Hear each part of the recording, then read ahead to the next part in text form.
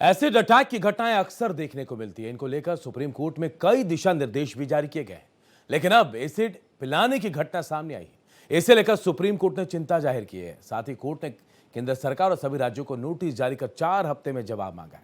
याचिका शाहीन मलिक, जो खुद एसिड पीड़िता है, उनकी ओर से दायर की गई है।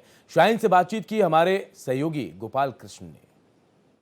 अभी तक आपने देखा होगा कि अक्सर एसिड अटैक की घटना चेहरे पर या अन्य जगह पर डालकर की जाती है या देखने को मिला है, लेकिन ऐसी घटना अब देखने को मिल रही है या सुनने को मिल रही है कि एसिड को पिलाया जाता है। और इसको लेकर के शाहीन मलिक ने सुप्रीम कोर्ट का दरवाजा खटखटाया, जो खुद एक एसिड पीड़िता है।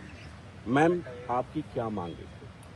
मेरी मांग यही थी कि जिस तरह जिनके चेहरे पर दिखता है उनको डिसेबिलिटी कैटेगरी में इंक्लूड किया जाता है, उसी तरह जिनका नहीं दिखता पर इंजरी है, दर्द है, तो उनको भी सेम ट्रीटमेंट मिलना चाहिए।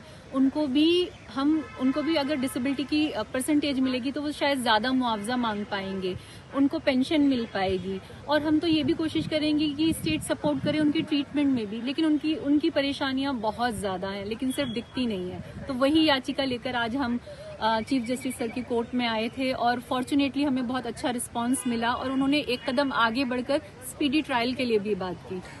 कोर्ट ने क्या कहा, किसको किसको नोटिस जारी किया? उन्होंने हर स्टेट के लिए कहा है कि ये सारे स्टेट्स को नोटिस जारी किया है कि आप जहां जहां ट्रायल चल रहे हैं उनका पूरा डेटा दिया जाए और उन सब में स्पीडी ट्रायल होना चाहिए। आपके ऊपर 2009 में अटैक किया गया था, 2013 तक कुछ भी नहीं हुआ और जब आपने यहाँ बातें बताई कोर्ट ने आश्चर्य किया। बिल्कुल। कोर्ट ने क्या कहा?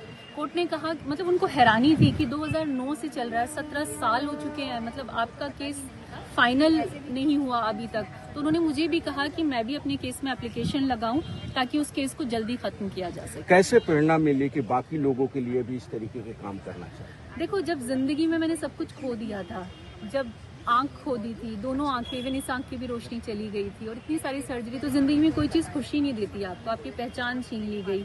तो वहां पर जब मुझे मौका मिला कुछ सर्वाइवर्स के लिए काम करने का, तो मैंने एक सेटिस्फेक्शन फील की और फिर वहां से मुझे प्रेरणा मिली कि मुझे इसी तरफ आगे बढ़ना है, सोशल वर्क करना है। और तब से मैं जुड़ गई। मैं पिछले 2013 से एसिड अटैक सर्वाइवर्स के लिए काम कर रही हूँ, उनका मेडिकल ट्रीटमेंट, लीगल एड देना, क्रिमिनल जस्टिस, ये सब काम कर रही हूँ और मुझे अच्छा लगता है ये करना कि किसी की जिंदगी में मैं रिलीफ ला सकूँ। जैसे एक डॉक्टर परमिंदर कौर, जो चीफ जुडिशियल मजिस्ट्रेट थी, उन्होंने मेरी जिंदगी में एक रिलीफ लाया, मुझे हिम्मत दी, तो फिर ये हिम्मत मैं आगे और लोगों तक ले जा रही हूँ। तो अब देखना होगा कि कोर्ट के नोटिस का राज्य सरकार है और केंद्र सरकार क्या जवाब देती है और उसके बाद कोर्ट इस मामले में सुनवाई के बाद क्या कुछ आगे आदेश देता है।